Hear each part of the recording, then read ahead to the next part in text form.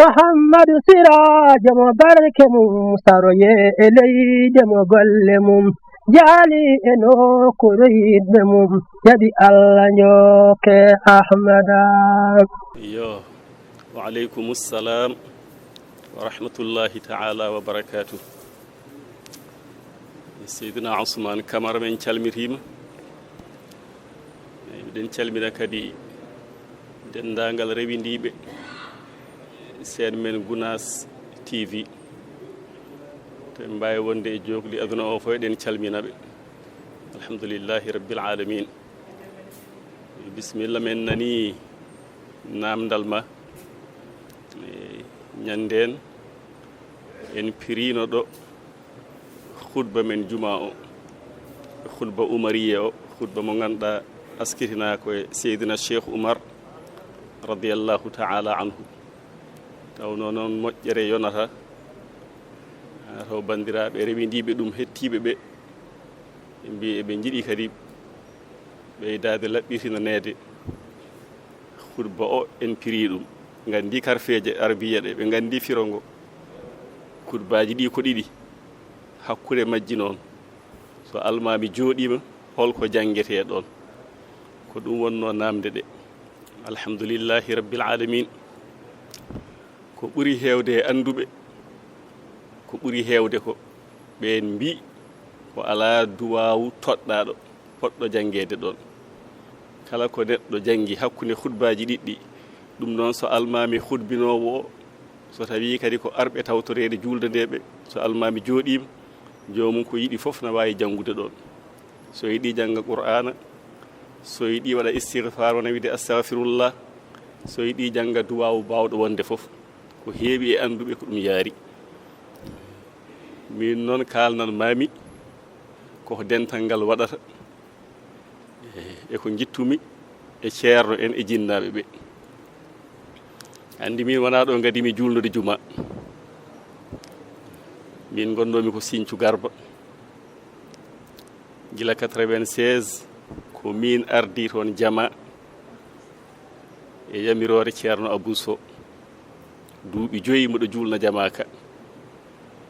nde duuɓi 5 ɗi timmi ɓe kawri kamɓe yimɓe leegal ngal. Sinthiou Garba ne jogui leeɗe jonɗe leegal ngal men koɗingal noon ala no juma ngal wiyete ko Madina Fass. ɓe jewtude e ceerno Abou Sow ɓe pamodiri ɓe kawri eɓe guddid jama ka waktuji tan julnannomi so juma yonti min juula e nder wuro to ɓe pamodiri noon yo watte juulede juma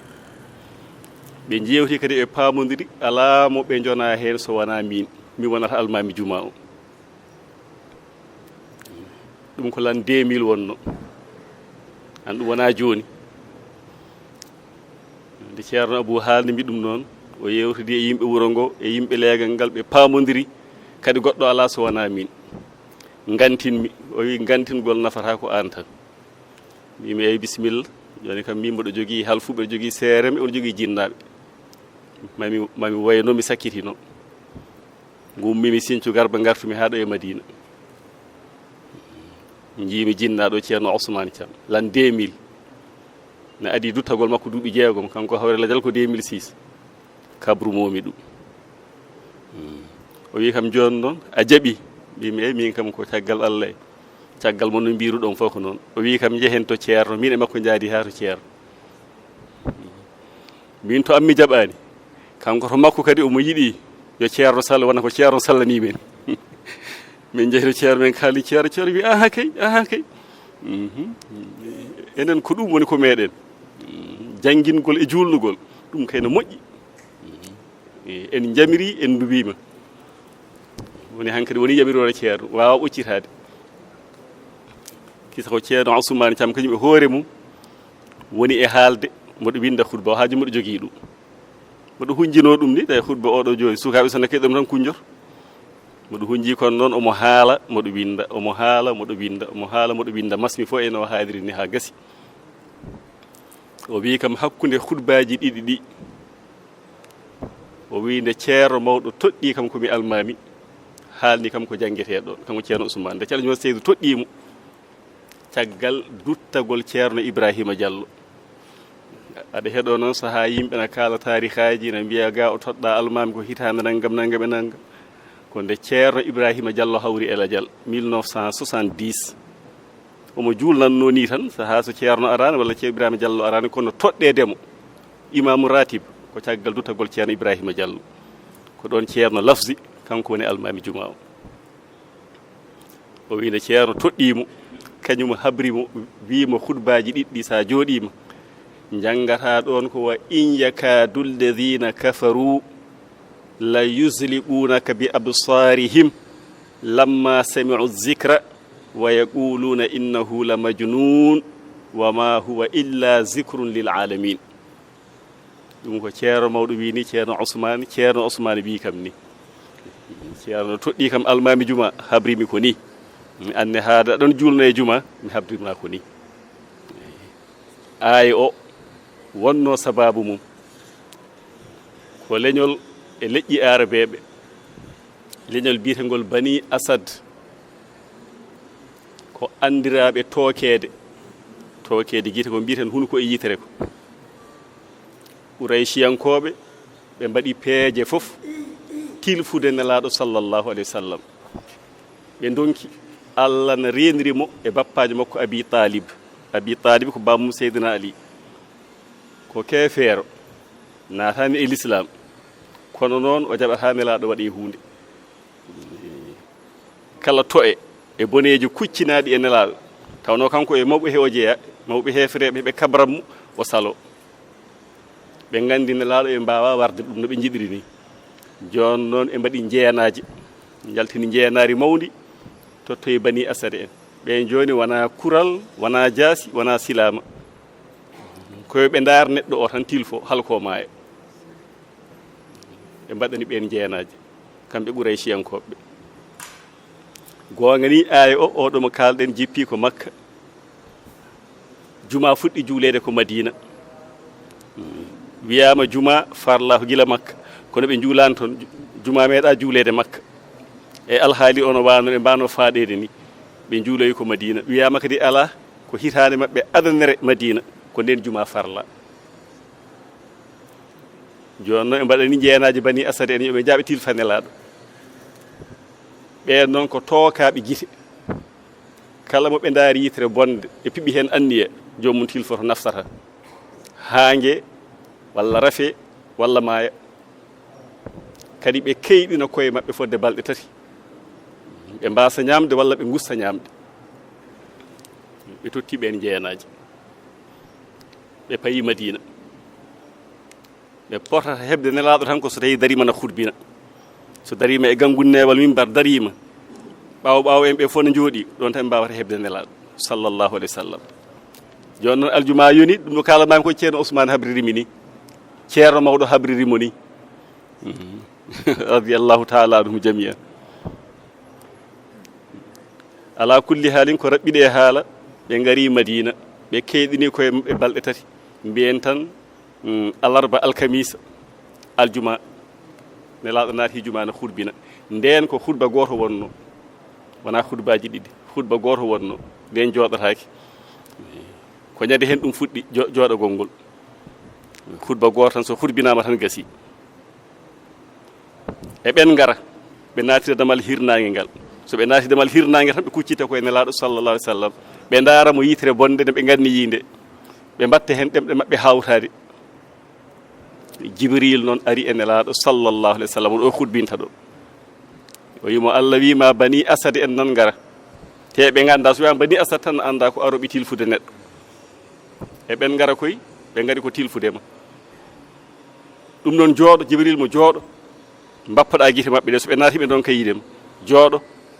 janga aaya o wa in yakadu alladhina kafaru la yuzliqunaka bi absarihim lamma sami'u dhikra wa yaquluna innahu la majnun wa ma huwa illa dhikrun lil alamin mbappoɗa ɓe woni jooɗoɗa janga aaya o noon firo mum ko ɓe hefreɓe ɓe jiiɗa ɓe ɗeɓa fiɗirdema guite mabɓe ko aaya qur'ana la yuzliqunaka bi absarihim nde ɓe nani kabaru ma mawni sakti jiiɓiɓe perdiniɓe contrôle ɓe jiiɗa fiɗirdema guite mabɓe ɓe jiiɗa hanɗindema ɗum ɗo noon ko gonɗa e mum ko ko teddungal Allah ko jangtowol Allah hay goto wawa bonnude ɗum ay ko ni ɗum arde ni nalaɗo noon jooɗi jangi ay o wappi guite mabɓe kisa ɓe naati jama kamɓe donki yiidemo ay ko ni ɗum arde na watte hen noon kadi yuriduna li yudfi'u nurallahi bi afwahihim wallahu mutimmu nurihi won jangiro wallahu mutimmu nurahu wallahu kadi hal kafirun ay ɗe ayeji ɗiɗi ko aya hunuko e yitere ko nantane wiye hunuko e yitere ko ɗum na woodi sabi ko Allah haali eɓe jiɗañi firde annore Allah o e kunile maɓɓe ɓe piɗira guite maɓɓe ɓe kawtoro kunile maɓɓe ɗum wona e haalde ɓe kawto kono wallahu mutimmun nurahu Allah timmina annore mum o tan walaw kadi hal kafirun hayso hefere ɓe calima no ɓe calori fof ko noon annore Allah o ɓeydorto hay goto wawa ittude ɗum ay ɗum woni ko jangguete hakkude khutbaji ɗiɗi mi wima noon ko ɓuuri hewde e anduɓe ɓen mbi kañum en ko ala ko toɗɗa ko jiɗɗa fo jangga kono min ko ni guittirmi e ceerno Ousmane Thiam ceerno mawɗo haaldir ni ceerno Ousmane Thiam sa jooɗima hakkude khutbaji ɗiɗi ko ni jangguirte haaldir mo ni kadi qissa o ko ni ɗum arde min ko minen jooɗodi miɗo winda khutba o ha gaynumi o wi hakkude khutbaji ɗiɗɗi ko ni o wi kadi ko ni ceerno wimo kisa Allah waɗi gardimi juma Sinthiou Garba duuɓi 12 deggodirɗi min won toon almami gila 2000 ha 2012 woni ceerno yamirnoɗo mi artuɗo alhamdulillahi rabbil alamin e caggal ɗum a namdinomo salatul fatih nde wonno e khutba men he almami o so darima adoro jangude ko salatul fatih khutba gadana o laabi tati khutba ɗimmo salatul fatih lawol goto salatul fatih ma ughliq pour yimɓe ganda salatul fatih oɗo wona Cheikh Tidiane fuɗɗimo radiyallahu ta'ala anhu fuɗɗimo ko biyeteɗo imam al bikri o jeeya ko misra Égypte hakkude makko e Cheikh Tidiane duuɓi kewɗina lombiɗon wiyama ni duuɓi temedere pawɗe ɗum ko ɓooyi ɗum waɗi nde nelaɗo hokkimo lawol Tidianiya kanko Cheikh Tidiane nelaɗo yimo oɗo salatul fatih ma ughliqa o ko jaɓaɗo to Allah Allah jaɓimo min nelaɗo jabmi ɗum ɗum noon oɗo batte ɗum e zikru mo wata waylu on ɗon ɗum waɗi ko toon ɗum fuɗɗi woni ko nanta yabre wotere salatul fatih na gayna haaju aduna e lahara fof yeddoɓe ɓe noon ko yeddoɓe ɓe tan salatul fatih lima ughliqa oɗo allahumma salli ala sayyidina muhammadin al fatih lima ughliq wal khatimi lima sabaq nasiril haqqi bil haqq wal hadi ila siratikal mustaqim wa ala alihi haqqa qadrihi wa miqdarihi al azim no humti haaju ko kanko sa jangimo saɗa tawni sa tawnani saɗa wondi e laaɓal sa alda e laaɓal fof koko jaɓa tan kiɓa noon taw kadi birdotama ko e nder lawol Tidianiya andi ɗum ko hunde mawde firo mum noon eɗen keɗo saaha fof bandaji ceerno mawɗo ne fira ɗum seere men ɓe fof no piri ɗum ɓe pira ɗum firoji ahlullahi en enen noon so ɗen pireten tan ko firo feeñgo go allahumma salli ala sayyidina muhammadin il fatih mbiɗa ko Allah juul e kohowo amen muhammad al fatih lima ughliq guddiɗɗo ko soka kala ko soka e ɓerde ko kanko uddirta ɗum sa yi ɓernde na tawna na fiɓa na yetto Allah ko nelaɗo woni sababu mum sallallahu alaihi wasallam al fatih lima ughliq na yaaji kala haaju ma piɓiɗo ko nelaɗo soktata ɗum wona haaju ma so fiɓima ko Allah ñagotoɗa nelaɗo woni damal ko ɗon rewete wa anta babullahi ayyumri in wafahu min ghayrika la yadkhulu nelaɗo woni damal Allah kala biɗo nehata Allah taw rewani ɗo makko ɗo yettotako ndeke kala ko suki haajuji aduna e lahara kala ko suki e ɓerɗe ko nelaɗo woni coktowo sallallahu alayhi wa sallam ɗum woni alfatih lima ughliq wal khatimi lima sabaq kanko woni timminɗo ko adi annabaɓe ɓe gila baba men adama ha yetti Isa ko ɓe gadduno e nele Allah e noddude tagoje ɗe e wahyu kanko adi timmitinde ɗum sabi kanko woni khatamul anbiya wal mursalin ɗon wal khatimi lima sabaq nasiril haqqi bil haqqi o wallitiri gonga e gonga nasiril haqqi o wallitiri gonga won diine Allah o bil haqqi ko e qur'ana ande ɗe jeeɗo gongaji wallitire belaɗe eɗen jiiya ɗum ñande fof e misal tan ñanden tan mawlidi no mbi ɓenni ɗo mawlidi nabi ko gonga Allah ko hunde moƴƴere kono ayi yimɓe woɓɓe nanda hen pankare worɓe e rewɓe jillodira ɓe mbaɗa hen baggi ɓe gadda hen ko jeeyaka hen ɗum ɗon ko gonga so e balliti ɓe noddi e keewal ɓe noddiri keewal ko e belade nelaɗo noon gonga Allah o walti ɗum koye gonga ɗum woni nasiril haqqi bil haqqi wal haadi ila siratikal mustaqim nelaɗo ma pewnuɗo e lawol poccigol o juul e makko ɗum fof dutto allahumma salli ay ɗo haali ɗo ko inɗe nayi nelaɗo sallallahu alaihi wasallam mouhammadul fatih mouhammadul khatim mouhammadul nasir mouhammadul haadi fatih woni guddiɗɗo khatim woni timminɗo nasir woni balluɗo haadi woni pewnuɗo o baɗo ni juul e makko an Allah juulama ala alihi e koreji makko juuluma wata haade makko juul e koreji makko haqqa qadrihi wa miqdarihi azim fodde makko nde wonno ko Allah tan andi fodde nelaɗo sallallahu alaihi wasallam enen ko juulaten en laaɗo koko fodde men kono ko Allah andi fodde makko juul e makko fodde makko eyyi ko ɗum woni salatul fatihi e sifa raɓɓiɗinde tan ɗum woni o salatul fatihi mo gaddaten e khutba men o ndekena mofti fof ko jiita ceerno en so ñaagama duwa o mbiya fatiha salatul fatihi wata yaw ɗum de woɓɓe noon so momaki ayeje kaɓɓani talki tan mbiyata ko duwanaka ay fatiha salatul fatihi ko muhammadu won ɗon sallallahu alayhi wa sallam sabi sa namdama fatiha hol harfu puɗɗiɗo hen gadano ko allif ɓe mbiyata ko alhamdulillah ko allif fuɗɗi fatiha gasiri ko nun so wala dalin so amin fof ko nun sakkitori joni noon allif gadiɗo e nun cakkitiɗo to banggue lasrariyankoɓe sa rendini ko 5 e goho nun ko 5 liifa o ko gotel ɗum woni fatiha o sa ruttima salatul fatihi arwande mum ko alli sabita ko allahumma ko alli fon ɗon o gasri koye mim miqdarihil azim mim ko 4 liifa gotel nga salatul fatihi ga ko 4 e goho to fatiha to ko 5 e goho rendi woni 9 ko ɗum woni inde muhammad ɗum tongata ayi ko ɗum woni muhammad nde wonno ko kanko woni babullahi damal Allah ko ɗon rewete nde haaju fof feewa ayi hay duwaw mumen duwoto ɗen ma arsala arrahman aw yursilu min rahmatin tas'adu aw tanzilu fi malakutillahi aw mulkihi o wi ala yurmene de Allah neldata nde jippinta e jiyaɓe mum foti noon ko dow walla less fi malakutillahi aw mulkihi malakutu woni dow mulki woni less min kulli ma yahtassu aw yashmulu ko heeri e ko hubtidini ɗum wonata illa waɗahal mustafa abduhu nabiyuhu muhtaruhu mursalu wasidatun fiha ko nelaɗo tan wonata hen jokkorgal kala mo jiiɗa yurmede Allah ara e mum so yurmede so cellal so junnanede gurdam so hokkede ngaalu so hokkede ɓerde deƴƴe so yettinede Allah fof ko nelaɗo woni jokkorgal sallallahu alaihi wasallam ɗum woni fatiha e salatul fatiha so rendi ko muhammadu won ɗon ko kanko woni babullahi nde ko wiyama salatul fatiha yabire wotere no gayni haaju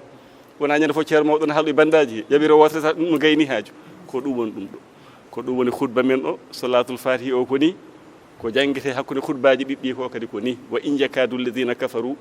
la yuzli'unaka bi absarihim lamma sami'u dhikra wa yaquluna innahu la majnun wa ma huwa illa dhikrun lil alamin